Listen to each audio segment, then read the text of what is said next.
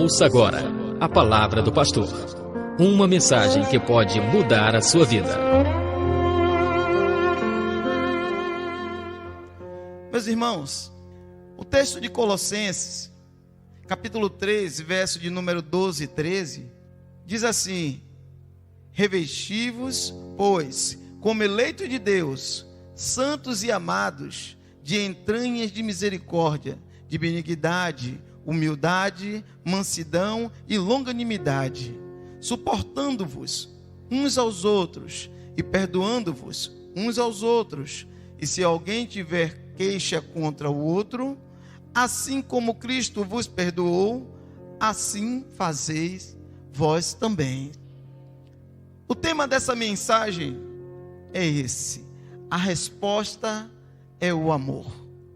Todo esse texto, o qual o apóstolo Paulo colocou, tudo que ele citou, tudo que ele dividiu aqui nesse texto, só tem uma resposta, que é o amor.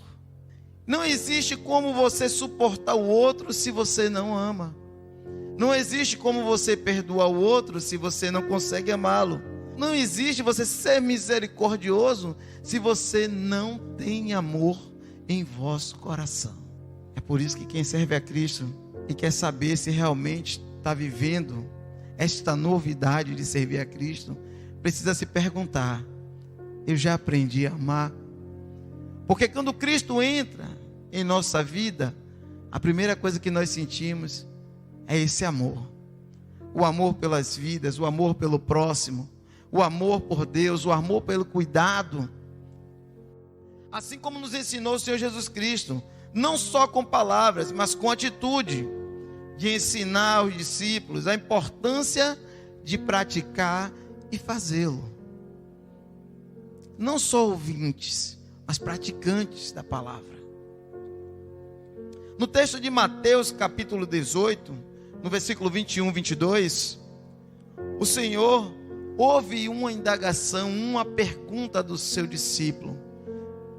E Pedro diz assim para o Senhor, aproximando-se dele, disse: Senhor, até quantas vezes pecará o meu irmão contra mim, e eu lhe perdoarei? Até 7? E o Senhor disse a ele: não te digo até 7, mas até 70 vezes 7. Jesus está falando de algo que não tem um algoritmo, que não se pode mensurar. O 70 vezes 7 que Jesus está colocando, está dizendo: olha, o seu perdão precisa ser como o meu, infinito. O seu perdão precisa ser não domado, mas liberado. O seu perdão precisa ser daquele jeito. Quando você lembrar como te perdoei, perdoe o seu irmão.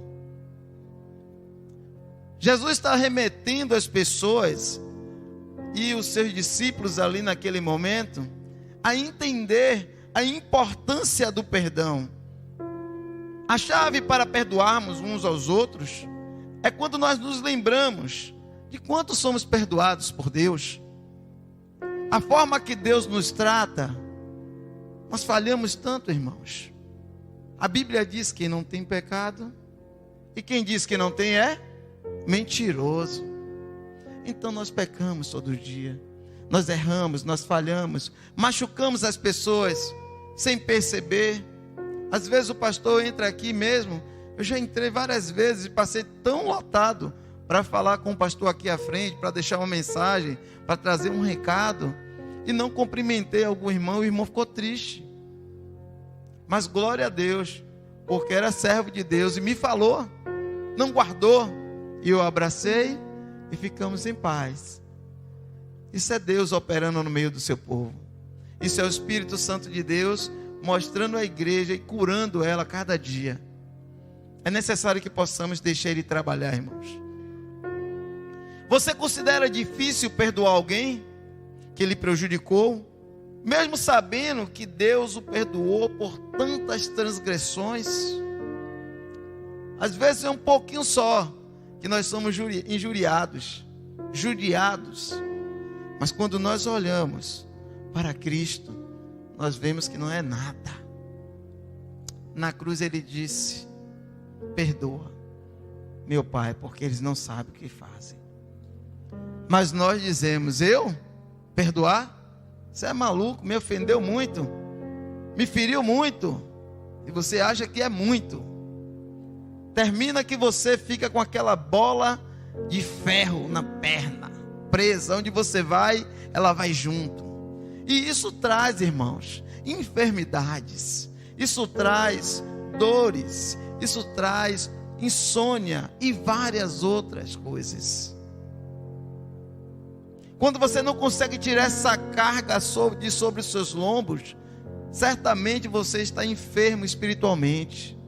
Falar sobre esse tema chamado perdão é algo muito delicado, irmãos, porque é algo de suma importância para uma igreja sadia, para uma família sadia, para uma vida sadia, fisicamente e espiritualmente. Quando você não consegue externar esse sentimento de misericórdia, esse ato perdoador, ou de pedir, ou de liberar, certamente você vai se manter no banco dos enfermos, sentado, olhando e tudo passando, e você não sente nada. Aí você diz: Deus não está falando aí. Você diz: não é possível, entrei na igreja e voltei da mesma forma. Mas pare para olhar um pouquinho no espelho. Será que o problema não está em você? Talvez não seja no pregador que está aqui em cima, talvez não seja no ministério de louvor, talvez não seja naquela pessoa tão alegre que ali testemunhou, que recebe você com toda alegria, com um sorrisão ali. Talvez seja em você, irmão.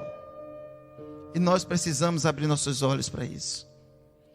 Quando a mulher adúltera, ela chegou aos pés de Jesus, ela foi lançada aos pés de Jesus, houve uma palavra, uma liberação de palavra de Jesus: vai e não peques mais.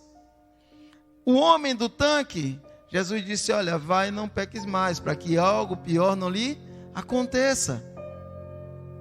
E por que temos tanta dificuldade de dizer: olha, meu irmão, eu perdoo você?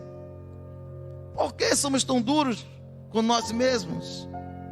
Porque isso só machuca a gente. Quando nós pensamos que está machucando o outro, às vezes somente você se machuca. Somente você. Percebe o amor e o perdão infinito de Deus? Ele pode nos ajudar a amar e a perdoar. Tudo isso pode mudar a nossa história. Que escolha proverá a paz em nossas almas, em nossas igrejas? Que outra escolha, irmão, a não ser perdoar, a amar, a ser misericordioso? Liberar ou pedir o perdão, o importante é que todos nós precisamos decidir. Essa é uma ação própria de cada indivíduo. Essa é uma ação de cada um aqui. Quem varre os seus problemas para debaixo do tapete, achando que o tempo vai curar, está completamente enganado. Sabe por quê? Cada um de nós precisa entender que quanto mais rápido a ação do remédio, mais rápida é a cura. E é isso que Deus quer para a sua igreja. É isso que Deus quer para a minha família e para a sua família. É isso que Deus quer para a minha vida e para a sua vida.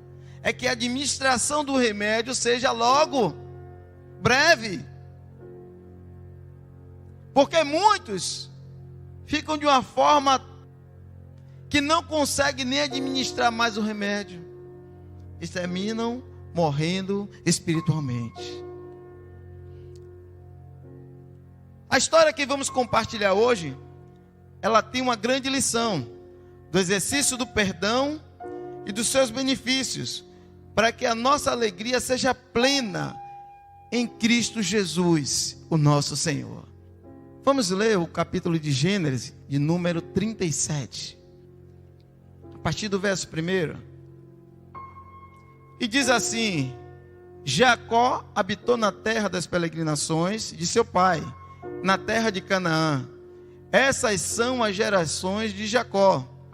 Sendo José de 17 anos e apacentava as ovelhas com seus irmãos, sendo ainda jovem, andava com os filhos de Bila e com os filhos de Zipa, mulheres de seu pai, e José trazia mais notícias deles a seu pai. E Israel amava a José mais do que a todos os seus filhos, porque era filho da sua velhice, e fez-lhes uma túnica de várias cores. Versículo 4. Vendo, pois, seus irmãos que seu pai o amava mais do que a todos eles, odiaram-no e não podiam falar com ele pacificamente. Você já observou o ponto dessa história? Você ser odiado porque você é amado? Você ser odiado porque Deus agracia a sua vida? Coloque nesse ponto na nossa vida hoje. Muitos de nós somos agraciados por Deus. E tem muitos que nos odeiam porque Deus nos abençoa. O que nós podemos fazer? Se é o nosso Pai que nos ama, se é Ele que nos abençoa. José, naquela condição, nada podia fazer. Era o amor do seu pai. O amor não é comprado. O amor não é financiado. O amor não é feito por campanhas. O amor é conquistado. Ele nasce, ele brota no nosso coração. Versículo 5. Teve José um sonho que contou a seus irmãos, por isso o odiaram ainda mais. E disse-lhe: ouve, peço-vos, esse sonho que tenho sonhado. E eis que estava atando os molhos no meio do campo. E eis que o meu molho se levantava e também ficava de pé. E eis que os vossos molhos o rodeavam e se inclinava ao meu molho. Então lhe disseram seus irmãos: tu deverás reinar sobre nós? Tu terás domínio sobre nós? Por isso ainda mais o odiavam, por seus sonhos e suas palavras. E teve José outro sonho, e o contou a seus irmãos, e disse: eis que tive ainda um outro sonho, e eis que o sol e a lua e 11 estrelas se inclinavam a mim. E contando a seu pai e a seus irmãos, repreendeu o seu pai, e disse-lhe: que sonho é esse que tivesse? Porventura viremos eu e tua mãe e teus irmãos a inclinar-nos perante a ti em terra? Seus irmãos, pois, o invejaram. Seu pai, porém, guardava esse negócio no seu coração. Versículo 12. E seus irmãos foram apacentar o rebanho do seu pai junto a Siquém. José, novamente, odiado por sonhar. Deus fala comigo, fala com você, da forma dele, do jeito dele. Que culpa nós temos? Se Deus, ele busca ter uma intimidade com você, se a sua busca, se a sua santificação, se o seu momento de se guardar, de preparar-se para ouvir, para estar sensível à voz de Deus, é diferente do outro. Mas quando Deus fala com você, através da palavra, através de um sonho, através de uma iluminação, de uma revelação, incomoda os irmãos. E as pessoas passam a te olhar diferente, passam a te odiar. E isso José sofreu mais um agravo. Odiado por ser amado, odiado por sonhar e contar a seus irmãos. Ele simplesmente falou a verdade. Versículo 13. E disse, pois, Israel a José: não apacenta os teus irmãos juntos de Siquém. Veja, vem e enviar-te-ei a eles. E ele respondeu: eis-me aqui, obediente ao pai. E ele disse: ora vai, ver com seus irmãos e como está o rebanho, e traze-me resposta. Assim o enviou ao vale de Hebrom, e foi a Siquém. Versículo 15. E achou um homem, porque eis que andava errante pelo campo, e perguntou-lhe ao homem, dizendo: quem procuras? E ele disse: procuro meus irmãos. Dize-me, te peço, onde eles apacentam? E disse aquele homem: foram-se daqui, porque ouviste dizer vamos a Dotã. José, pois, seguiu atrás de seus irmãos e os achou em Dotã. E o viram de longe. Antes que chegasse a eles, conspiraram contra ele e disseram um ao outro: eis, lá vem um sonhador mor. José pagou um alto preço por obediência ao seu pai. Ele obedeceu o que o pai falou. Viveu a todo tempo sobre ameaças. Vinde agora, pois matemos e lancemos uma dessas covas, e diremos: uma fera o comeu, e o venderemos, e essa será dos seus sonhos. E ouvindo, Rúben livrou das suas mãos e disse: não tiremos a vida, não derrameis sangue, lançai-o nessa cova que está no deserto, lanceis mão dele. E disse isso para livrá-lo das mãos dos seus irmãos e torná-lo para o seu pai. E aconteceu que quando chegou José e seus irmãos, tiraram de José a sua túnica de várias cores que trazia. Era só inveja, viu, irmãos? E tomaram e lançaram na cova. Porém, a cova estava vazia e não havia água nela. Viveu a todo tempo José sobre ameaças. E nós achamos que é um grande agravo quando alguém não faz aquilo que pedimos. Mas José vivia o tempo todo sobre ameaças. Aí os irmãos tramando para matá-lo, para afligir a sua vida. Mas José continuou caminhando. Após ali passou uma caravana de mercadores e José foi vendido pelos seus irmãos. Meus irmãos, eu contei uma parte dos agravos que José passou. Mas como eu disse, nós devemos aprender com a palavra de Deus. Sobre as boas posturas, sobre o caminho a seguir, como fazer e como colocar em prática aquilo que Jesus tem nos ensinado. Observe a resposta de José sobre todas essas maldades, todas essas aflições, todas essas injúrias, tudo aquilo que ele passou. Gênesis de número 45, a partir do verso 1.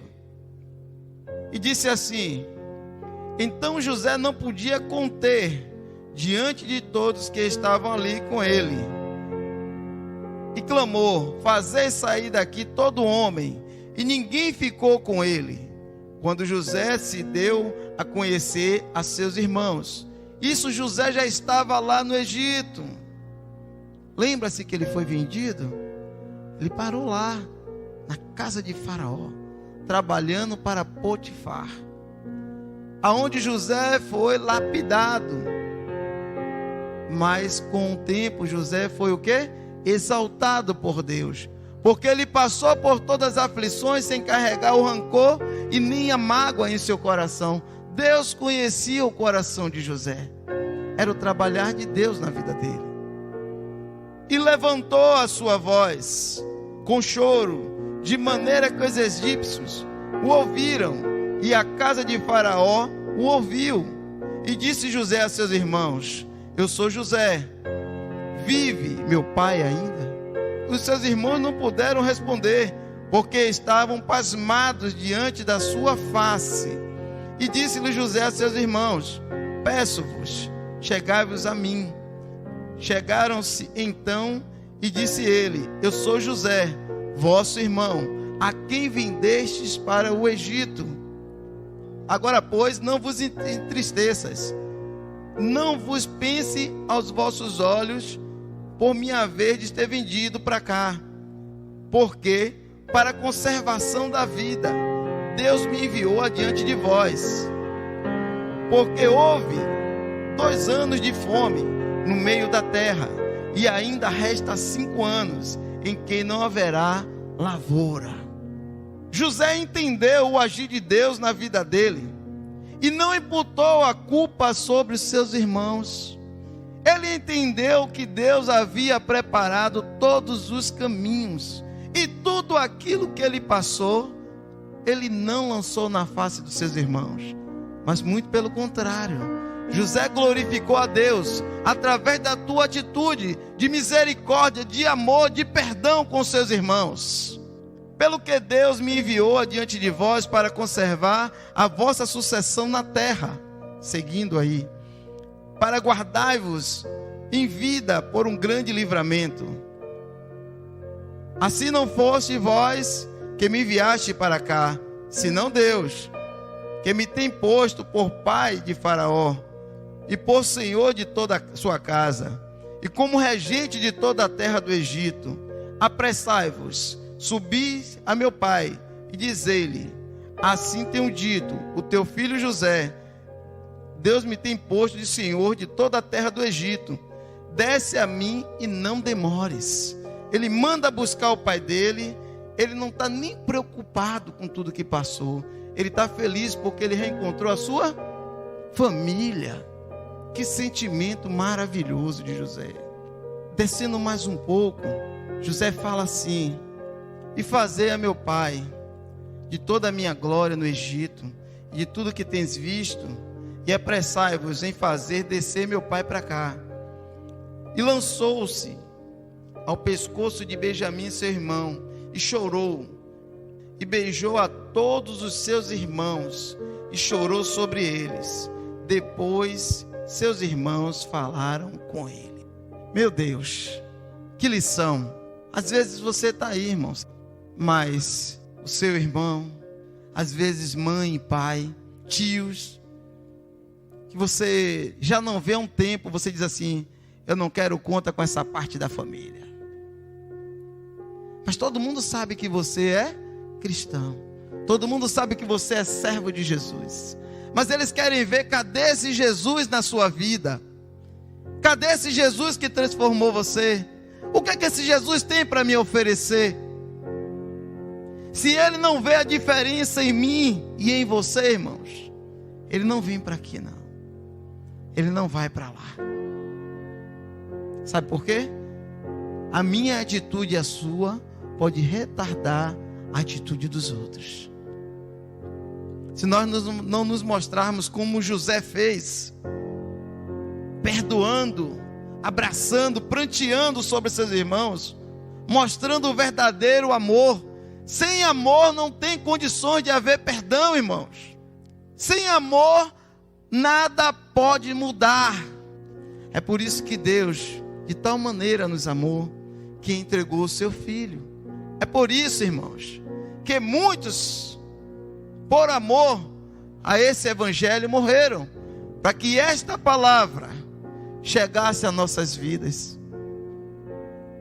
E eu e você, o que estamos fazendo com todo esse sacrifício por nossas vidas? Em Lucas capítulo 17, no versículo 3, diz assim: olhai por vós mesmos, e se teu irmão pecar contra ti, repreende-o, e se ele arrepender-se, perdoa-lhe. Eu quero só salientar, abrir um parêntese, que esse repreende não é lançar na face dele, é fazer como fez José, chamar para próximo, abraçar e dizer: olha, meu irmão, eu te amo, irmão, fique na paz, você errou, mas estamos juntos aqui, vamos caminhar juntos. Aí você ganhou o seu irmão e a sua vitória também. E se pecar contra ti 7 vezes no dia, e 7 vezes no dia vier ter contigo dizendo: arrependo-me, perdoa, irmão. E disseram então os apóstolos ao Senhor: acrescenta-nos a fé. É tempo, irmãos, da gente começar a orar a Deus de forma mais veemente e pedir ao Senhor que acrescente a fé em nossos corações, que acrescente do seu amor, da sua misericórdia em nossos corações. Pedimos tantas coisas a Deus: saúde, casa, ajuda nas dívidas, nas finanças, na questão de dispensa, mas não pedimos a Deus que Ele acrescente em nosso coração a misericórdia, o amor e o perdão. Vamos começar a mudar a nossa oração, As outras coisas virão, acontecerão. Deus suprirá todas as nossas necessidades. Mas essa é necessário que eu e você permita que assim aconteça. É tempo de mudar, é tempo de cura, é tempo de restauração. Que Deus em Cristo esteja abençoando a todos vocês. É hora de mudar, porque a resposta é o amor. Que o Espírito Santo esteja trabalhando em nossos corações, amém? Deus vos abençoe.